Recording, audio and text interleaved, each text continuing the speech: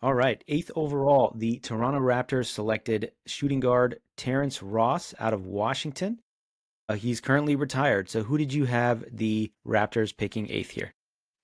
I went with Jae Crowder, another guy I think went in the second round of this draft.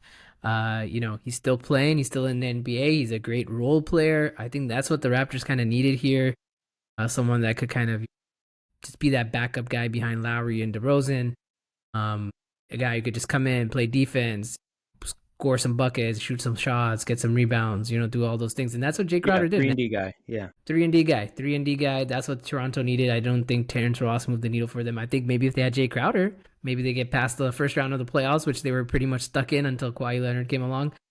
So yeah, I think this would have been a good fit here for the Raptors. He would have been the LeBron stopper because they kept losing to LeBron in the Eastern Conference semifinals, finals, whatever it was. And yeah, they basically got over the hump, like you said, when Kawhi came around. But I don't know if Jay Crowder moves the needle. I don't think my guy does either. But I went with Evan Fournier. We talked about this draft taking a pretty steep drop off, but I do think he does. He's not obviously the defender that Jay Crowder was or can be, but he is a pretty good 3-point shooter. He can spread the floor. He is an athletic wing. Would have provided some more athleticism. You think he's a slightly better player than Terrence Ross, who I do have, at some point in this top 14 here, which I think says a lot about the quality of this draft. But yeah, I mean, it's cool. Jay Crowder is another second rounder. I think there's going to be maybe 4 or 5 second rounders that end up making the leap into our lottery here. So yeah, I don't think either of these guys move the needle, but solid picks overall. Our guy Andre Drummond, who moved up a few spots in both of our drafts. So ninth overall, the Detroit Pistons select again Andre Drummond out of UConn, and he is currently on the 76ers. I've lost count of how many teams he's been on at this point, but again, just a guy maybe playing in the wrong era. But who did you have the Pistons picking here? I took Evan Fournier over here. Yeah, I We think just they keep could have flip just used. flopping.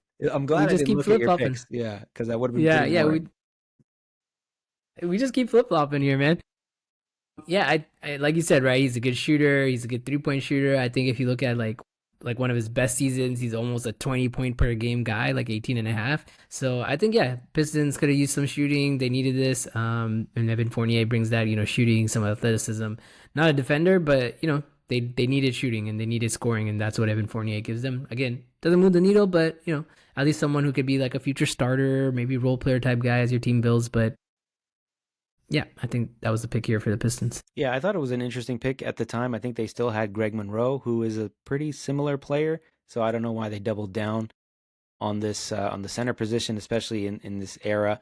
I ended up going with Jay Crowder. So again, we flip flop the picks. Everything you said about him, he is a above average 3-point shooter, above average defender. He's always been a tweener. He's a guy that's like not good enough to hang on one team for a long time, but good enough where he keeps getting contracts and he's going to be bouncing around, I think, the league for a while.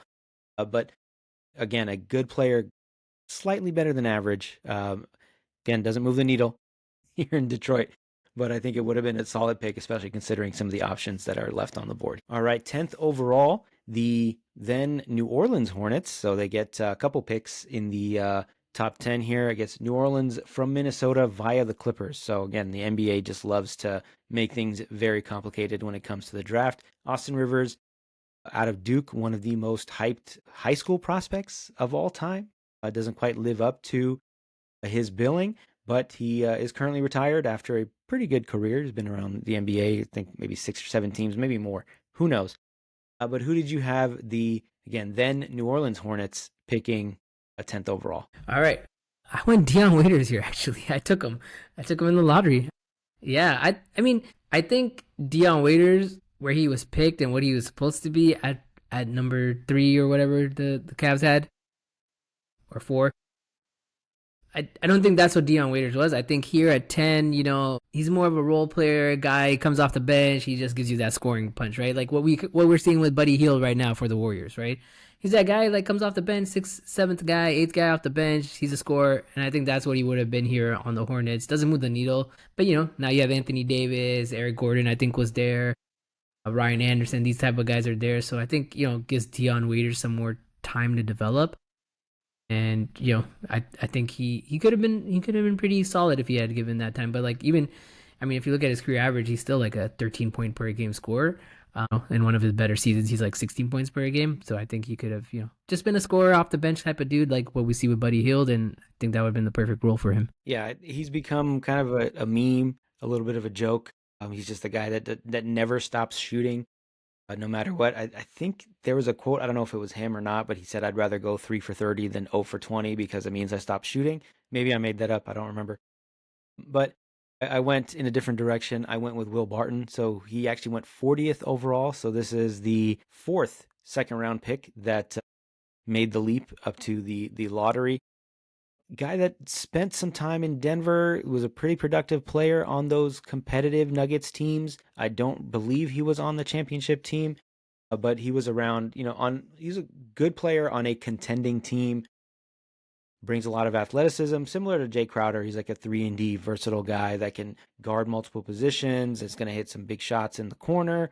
Uh, Again, not a huge contributor, but at this point in the draft, we're kind of looking for scraps. And I think Will Barton is like a better than average player who maybe in the right situation could have thrived even more. But I mean, you're not going to get a much better situation than playing with Nikola Jokic. But I am a fan of him personally. And I think he was, again, in a better than average player. All right, 11th overall, the Portland Trailblazers picked Myers Leonard out of Illinois. He is currently retired. I believe he was last on the Miami Heat, and he had, I think he made an anti-Semitic comment or something on a live stream that prematurely maybe ended his career. But yeah, he is currently retired. So who did you have the Blazers picking 11th? Yeah, I had him going Will Barton. I swear this was Don't not planned. I made This sure is not planned. to not This is look at not your planned. picks. This is not planned for sure. I'm gonna laugh if you say your pick was Dion Waiters. No, So it yeah, was not. okay, all right. Yeah, I mean, like everything you said about Will Barton, right? He could score. He was a scorer. He was a good athlete, things like that. During this couple of peak years, he was like almost a 16 point per game guy. So I think, yeah, I mean, I think that's just a score. A scorer. That's what Portland needed, right? And Will Barton was a scorer, and he could come off the bench and score for them. And Myers Leonard was clearly not the answer. He was not this 3 point shooting big man. Like I think people thought Myers Leonard was going to be like Miles Turner, and that was not the case. Yeah, I think Will Barton.